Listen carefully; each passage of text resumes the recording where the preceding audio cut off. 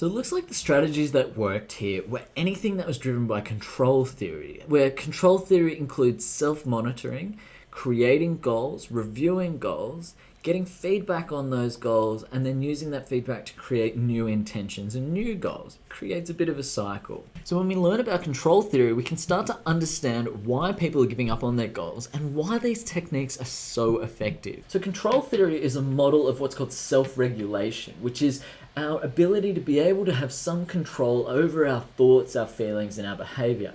And this is theorized to be different to animals, which have sort of more animalistic responses and innate behaviors that are driven by responses to other stimuli, rather than an ability to self-control and self-regulate. So self-regulation is defined broadly as a process of goal setting and goal striving. And it includes being able to deal with a range of challenges that individuals may face when trying to achieve something that's important to them, but by definition is difficult to obtain. The process of self-regulation is systematic and conscious. It's a deliberate process that usually involves some sort of goal setting, some monitoring of that goal, and then some self-evaluation about how that process is going. Control theory is actually a cybernetics and a systems view of self-regulation, and one way of understanding it is it's a little bit like humans are an air conditioner. If we work through this model of control theory, we can see what's happening is that goal setting leads to some sort of goal. For us, that might be a certain weight range or dietary intake, but for an air conditioner, that could be the temperature that we've set on the dial, say 24 degrees. Then what it proposes is that both humans and the system compare the behavior with the current standard. For us, that means that if we're hoping to eat a certain amount of sugar, but our current behavior doesn't reflect that, we're going to note a discrepancy. At this point, there are two options. It acknowledges that sometimes when there's a discrepancy, people do just give up. They're like, I can't continue to eat this low level of sugar. But normally what happens is that the process goes here to the left, and people try to act to reduce the discrepancy. This is where things like action planning come in, and people take action to solve problems and the like to try to reduce the discrepancy between the current behavior and the current measurement of that behavior. With the air conditioner, if there's a discrepancy between the current temperature and the goal temperature, then it will turn on to reduce that discrepancy. But when you look at this model, what's fundamental is this idea of self-monitoring up the top. Without that, there's no relationship between the goal and the action. We need to observe a discrepancy between the current behavior and the goal or the standard before the discrepancy gets noted and before any action gets taken. On the bright side, if we start to monitor behavior and there's no discrepancy between the goal and the current behavior, then the goal's reached and the person gets a sense of personal satisfaction. At which stage, what will often happen is the person will then set another goal. An air conditioner is self-regulating in a sense because what it does is it says, here's the temperature that we're aiming for, say 24 degrees. This is our goal. Then what it does is the thermostat consistently monitors how the temperature in the room is representative of that goal. If it's too high, it'll turn the air conditioner on. If it's too low, it'll turn the air conditioner off. So control theory says that a continued pursuit towards that goal of 24 degrees depends on the feedback that it's getting. If the feedback isn't coming through or there's problems with the feedback, then the system isn't going to be able to self-regulate. For us, this means if we've got a goal to, say, reach a certain weight or engage in a certain amount of healthy eating, our ability to stick to that goal is contingent on the feedback that we get that we're moving towards that goal. If there's a really big discrepancy between our current state and where we want to get, then that can be disheartening. But if we're not getting any feedback, then we don't know whether we're progressing. And we don't know what the temperature in the room is, so we don't know whether to turn on or turn off the air conditioner. So our persistence towards a goal is contingent upon us seeing progress towards that goal. It's contingent upon the feedback that we're getting. No feedback, no persistence, because otherwise you have no idea of whether you're making progress, and therefore you don't necessarily know whether persistence is going to make any difference. For this reason, health interventions that are based on control theory involve some sort of intention and then some specific goal setting based on that intention. Then it's about monitoring progress towards that goal, getting feedback, and then reevaluating and setting a new goal.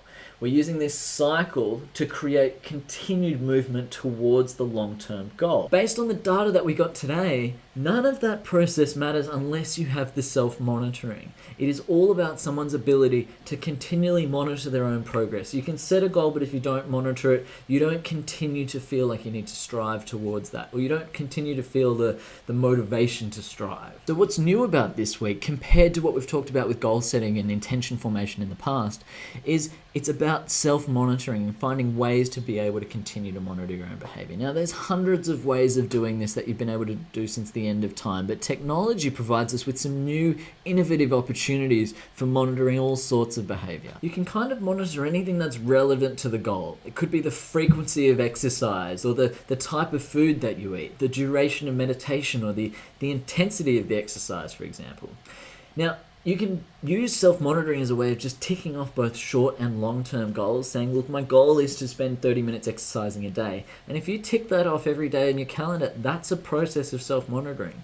Pen and paper is absolutely okay, and it's the sort of thing that people have been doing for years. However, now there's advantages of being able to use things like fitness monitors and apps to be able to do this in a more sophisticated way. Devices like a Fitbit or a Jawbone Up are champions at this, because what they allow you to do is really passively self-monitor. It just happens in the background.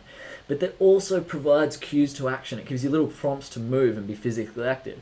It provides reinforcement when people start to achieve their daily goals.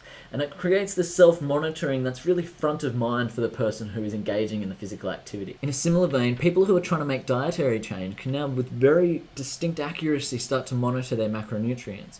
Meaning that if they put all of their food into something like MyFitnessPal, they're able to get a really clear printout of exactly what they're taking in, the number of calories, the amount of protein, fats, and sugars. Doing this allows for very specific feedback about how someone's progressing towards their dietary goals. For example, trying to cut down the amount of sugar that they're taking in. When it comes to trying to change studying behavior, you can use something like Rescue Time that many of you are using, or you can use something like a meditation tracking app like Insight Timer if you're trying to learn to meditate. All of these strategies are designed to give you immediate feedback about your progress towards the goal, whether your progress is increasing or decreasing. And all of these monitoring processes allow us to close the loop.